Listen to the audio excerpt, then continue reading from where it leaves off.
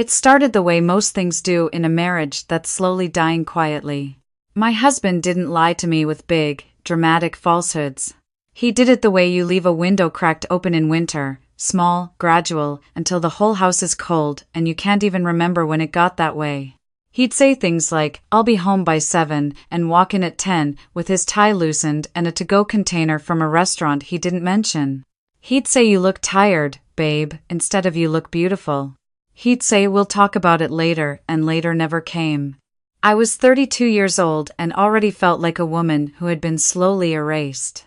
My name is Diana. Diana Cole. Though I hadn't felt like a coal in a long time, I felt more like furniture. Something you pick out with excitement, move into the house, and then stop noticing after a year or two. Useful, stationary, ignored. I'd been a pediatric nurse for 8 years, which meant I poured everything I had into other people's children all day, then came home and poured the rest of it into my husband, Marcus, who was 35, handsome in that easy, careless way that makes you forgive things you shouldn't, and entirely incapable of asking how my day was, without his eyes drifting to his phone before I finished the sentence. We had been married for 4 years. Together for 6. And somewhere in the middle of all of it, I had stopped being a person and started being a schedule. Dinner at 7, laundry on Sunday. Birthday card for his mother in March. Don't forget to pick up his dry cleaning. Don't make plans on football Sundays, don't be too tired on Friday nights, but also don't initiate on Wednesday because he's stressed about work. I followed all the rules. I kept all the plates spinning. And still, I was invisible. My best friend Priya had been telling me for 2 years that I needed to get out of the house without Marcus, not in a dramatic, leave your husband way, in a remember you exist way. Priya was the kind of person who booked solo trips to Portugal and sent postcards from the airport. She was 30 years old and had lived more fully in a decade than I had in my entire adult life. I adored her and also resented her a little, the way you resent people who are doing the thing you're too afraid to do. She called me on a Tuesday afternoon while I was sitting in my car outside a Walgreens, eating a granola bar for lunch because I'd skipped my break to cover a colleague's shift and now had 4 minutes before I had to be back. "There's a wellness retreat," she said. "Charleston. 4 days. Yoga in the morning, cooking classes, long walks by the water. My coworker just cancelled and I have an extra spot. It's already paid for, Diana. You just have to show up." I stared at the granola bar wrapper. "I don't know if Marcus." "Diana." Her voice was calm but firm, the way you talk to someone standing too close to a cliff. "I'm not asking Marcus, I'm asking you." I sat in my car for a long moment. Outside, a woman pushed a stroller past the window. A teenager sat on the curb scrolling his phone. The world just kept moving, indifferent and continuous. "Okay," I said. "Okay, yes. I'll come." That night, I told Marcus over dinner. He was eating the pasta I'd made, looking at something on his laptop, and I said it clearly. "I'm going to Charleston with Priya this weekend. Just 4 days." He looked up. Not at me. At the calendar on the wall. "This weekend, I was going to have the guys over Saturday." "You can still do that." "Who's going to get the stuff?" "Drinks, snacks." "You can go to the store, Marcus." He blinked at me like I'd suggested something slightly absurd. Then he gave a short laugh, that lazy, dismissive sound that lived in the back of his throat. "Fine. Go to your little trip." My little trip. I didn't say anything. I cleared his plate, washed the dishes, folded the dish towel, and went upstairs to pack. But here's the thing, there's always a thing. The morning we were supposed to leave, Priya picked me up at 7. We threw our bags in the trunk, stopped for coffee, and by the time we hit I-26, I was already feeling something I hadn't felt in years. Light. Like a coat I'd been wearing too long, had finally slipped off my shoulders.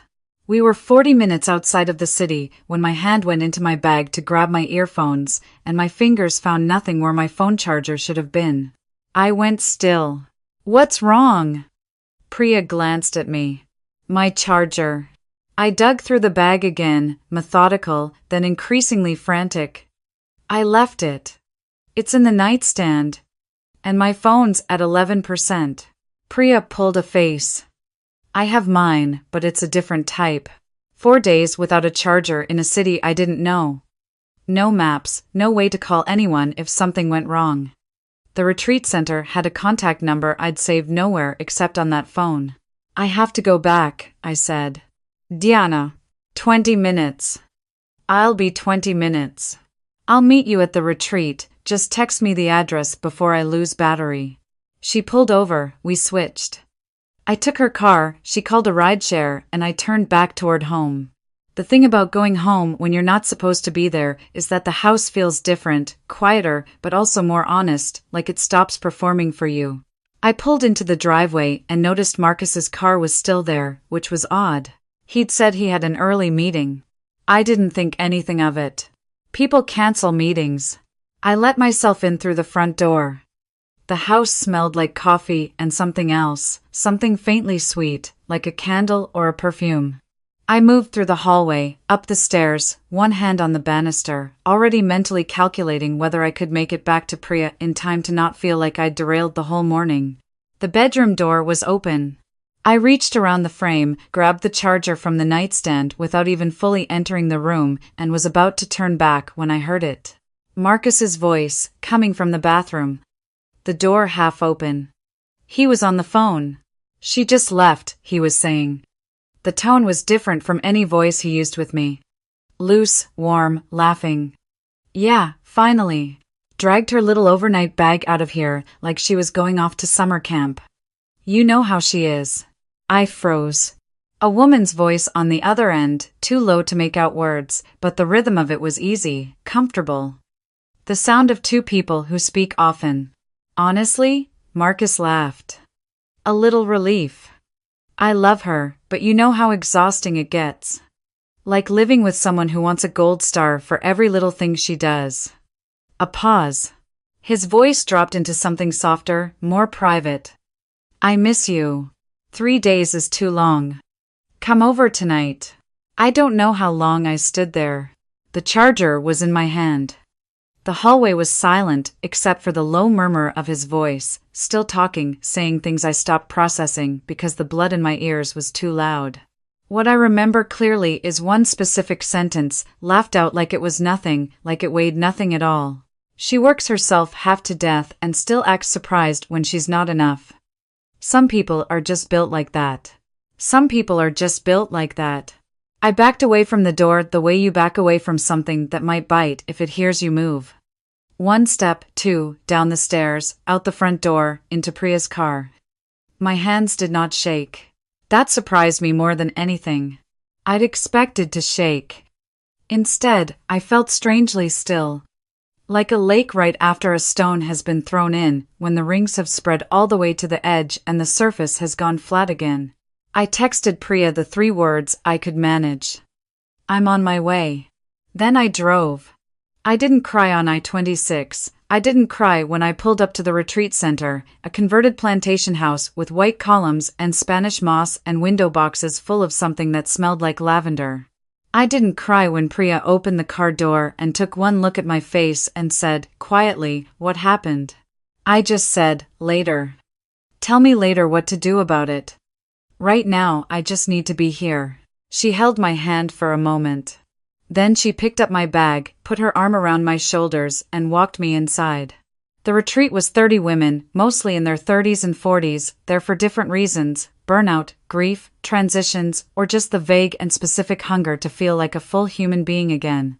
Our room had 2 beds and a window that looked out onto the garden, and that first night, I lay on top of the covers and stared at the ceiling and let myself feel the full weight of what I'd heard. He had someone else. And worse than that, he spoke about me like I was a small inconvenience. A recurring chore. She works herself half to death and still acts surprised when she's not enough.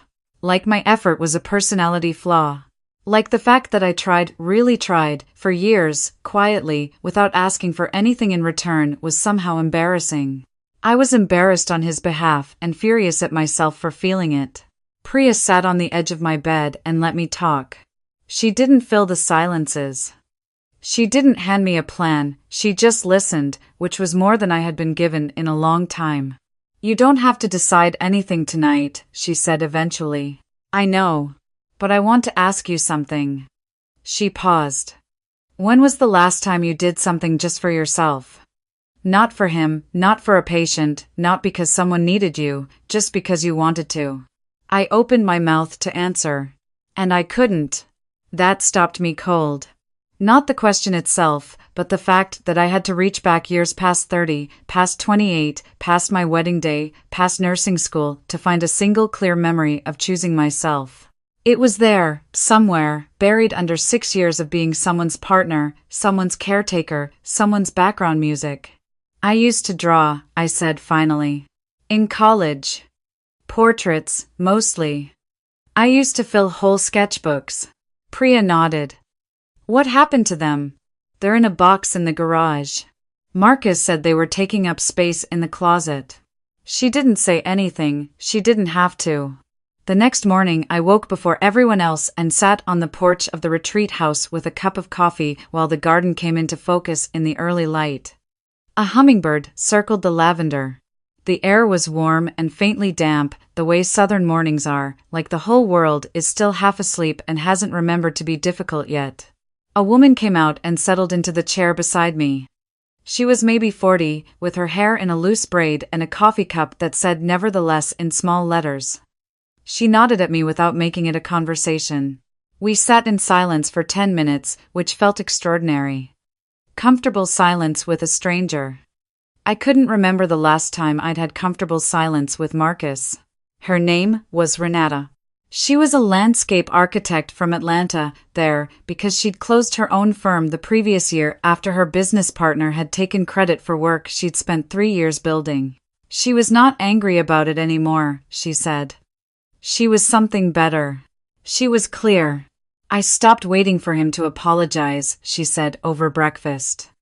Not because I got over it, but because I realized I'd been holding my whole life open, waiting for a resolution that was never going to come.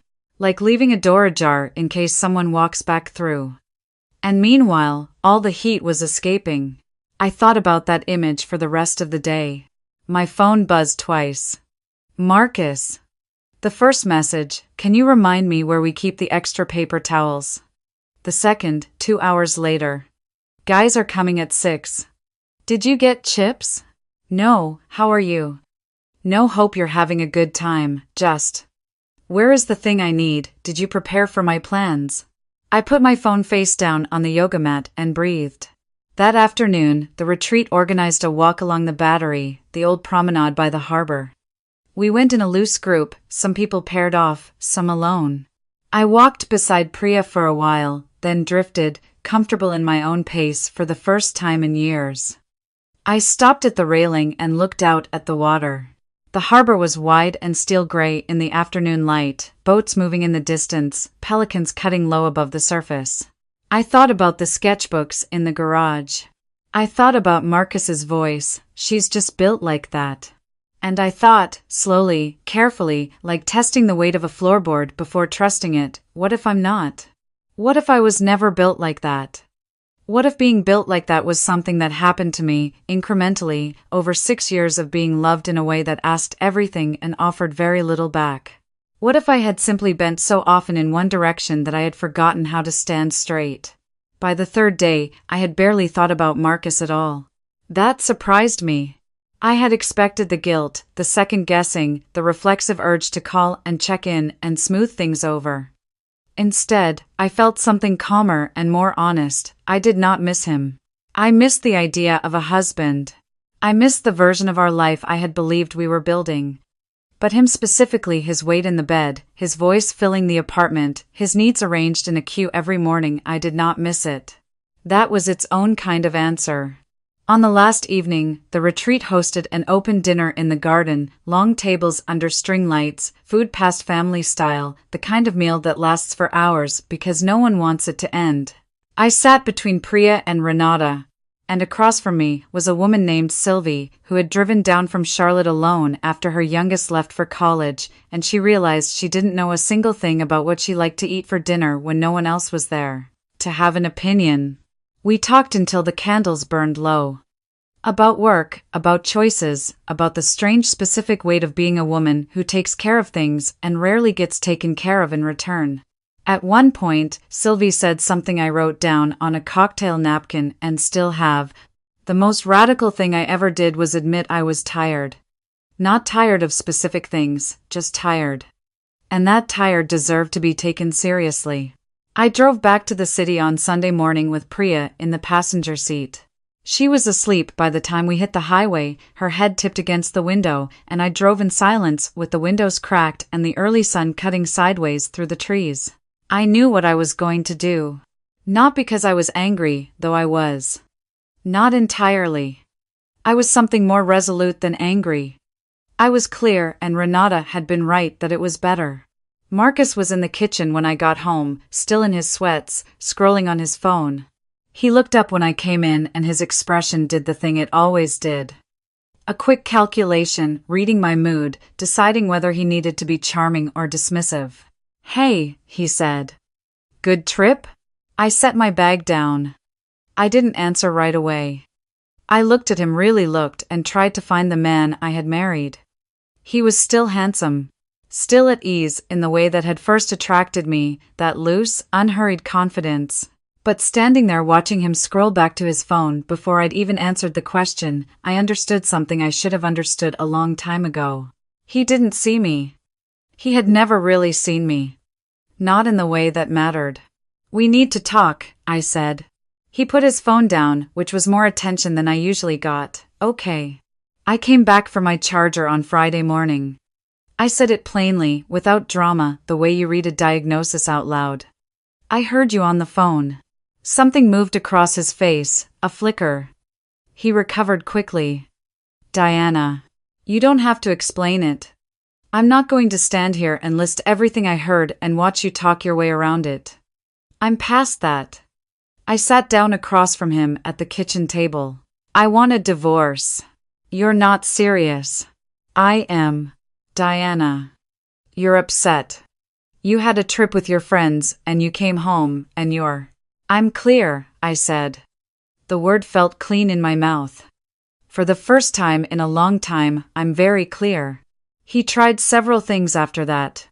The guilt angle. After everything I've done for us, the minimizing angle. It's not what you think, it was nothing. The turning it around angle. You've been checked out of this marriage for years, I've been lonely too. Each one landed and slid off me like water off something sealed. I had been checked out. Because I was exhausted. Because I had given and watched it disappear and given more anyway, and somewhere in the process I had stopped being a person and started being a function. The difference between us was that I had never once picked up the phone and told someone that Marcus was boring. That he was built like that. That it was a relief when he left the room. I packed a bag that evening. Just a week's worth of things. I stayed at Priya's, and every morning I woke up in her guest room and lay still for a moment and noticed what was missing. The dread. That low, constant background dread that I had been so accustomed to that I had stopped recognizing it as dread at all and just thought it was normal. The anticipatory anxiety of not knowing which version of Marcus I would get. The mental checklist of things I had to do so that nothing would go wrong. Without it, I felt hollow at first. And then, slowly, I felt spacious. I filed the paperwork 6 weeks later. Marcus contested some of it, then didn't. Our apartment was mine in name too, which meant I could stay or sell. I sold. The freedom of that one decision, I am not going to keep living in the space where I was small, felt like putting down something I had been carrying for so long that I had stopped noticing the weight. I moved into a 1-bedroom 2 miles from the hospital. Small, on the 3rd floor, with a window in the living room that faced east and let in the morning light at an angle that made me feel, every single day, like the light was specifically for me. I bought a plant. Then another one. Then a modest collection of succulents on the windowsill that I tended to with the same care I gave everything, except for the first time that care was mine. I called my mother on a Sunday in November and told her what had happened. She was quiet for a long time. Then she said, "I always thought you made yourself smaller around him, I just didn't know how to say it." "I didn't know it was happening," I said honestly. I know, baby. That's the most dangerous kind. Priya came over for dinner that night and brought wine and a sketchbook with a red cover and a set of charcoal pencils. She set them on my kitchen table without a word, poured 2 glasses, and we sat there talking until midnight. At some point, without meaning to, I picked up a pencil and started drawing. Just shapes at first. Then Priya's hand around her wine glass, then the shadow the lamp made on the wall. She looked over my shoulder and said nothing for a while. "You're good," she said finally. "I used to be better. So practice." I did. That winter I drew everything I could see from my apartment window, the roofline of the building across the street, the woman who walked her dog every morning at 6:45, the way the bare tree on the corner held its branches like it was waiting for something. I went back to yoga, the kind where you're sweating and uncomfortable and the instructor says things like, "Find your edge," and means it. I took a cooking class on Saturday afternoons at a kitchen studio downtown, which was humbling and loud and nothing at all like cooking for Marcus, where the goal had always been his satisfaction and never the experience of making something. I went on 2 dates, both fine, nothing more. I did not need anyone to complete anything. I was genuinely, honestly surprised by that. I had assumed that without Marcus, I would feel unmoored, unfinished. Instead, I felt like a room that had been decluttered, lighter, clearer, easier to be in. Spring came. Priya called in March with what I recognized immediately as her plodding voice. "I booked the retreat in Charleston again," she said. "Same time as last year. Obviously, you're coming." Obviously. This time, there was no forgotten charger, no detour, no overheard phone call. I packed 3 days in advance, drove us down with the windows down and a playlist we'd been adding to since college, and when we pulled into the gravel driveway of the retreat house and the smell of the garden hit me lavender, turned earth. The distant salt of the harbor, I sat in the parked car for a moment with my eyes closed. Renata was there again. So was Sylvie. A few new faces. We ate dinner the first night on the porch, and someone told a funny story about a disastrous furniture assembly project, and we all laughed too hard, and the evening stretched out easy and warm. I walked along the Battery alone the next afternoon. Same railing, same gray water, same pelicans, but I was different. I stood there for a long time and I thought about what I had heard in that bedroom doorway almost exactly 1 year ago, Marcus's voice, loose and laughing, saying, "Some people are just built like that." Here is what I know now that I did not know then. He was right that I was built a certain way. I was built to try, I was built to show up, to care, to keep things running. I was built for the long effort of loving someone. The mistake I made was believing that the problem was my builder and not my address. I was not too much. I was in the wrong house. I leaned on the railing and watched a pelican fold its wings and drop straight into the harbor, clean and sudden, and come back up with something silver in its beak. On my last night in Charleston, I sat in the garden alone after everyone had gone in. The string lights were still on. My sketchbook was open in my lap. I had been drawing the outline of the garden gate, the particular way the old iron curved at the top, and without planning it, I flipped to a fresh page and started writing instead. Just words. Not a diary entry, not a letter, not anything organized. Just the things that were true. That I was 32 years old and starting over, and that it was one of the best things that had ever happened to me. That I missed the version of my marriage I had hoped for, and did not miss the one I had lived. That I had spent 6 years making myself smaller to fill a space that was always the wrong shape. That I was still learning to take up my full amount of room. That I drew portraits now, and was getting better, and had signed up for a class at the arts center in my neighborhood that started in April. That I made dinner on Sundays, that was only for me, and I ate it at the kitchen table with a book open and the window cracked and the sound of the street coming in, and that it was one of the best hours of my week. That I was not angry anymore. I had been. Deeply, quietly, the kind of anger that doesn't make noise but changes the temperature of every room you walk into. But the anger had done its work and left, the way a fever does when the body has finally sorted itself out. That I was grateful, not for what happened, exactly, but for where it put me, the wrong turn that got me here. I closed the sketchbook. The garden smelled like night-blooming jasmine, the lights hummed softly above me. I was not who I'd been a year ago. Not the woman eating a granola bar alone in a parking lot, agreeing to terms she'd never actually agreed to, invisible in her own life. I was someone newer and more honest. Someone still being built, in the best sense. Still choosing, still deciding, still figuring out the shape of a life that actually fit. I went inside, climbed the stairs, and slept like someone who had earned it.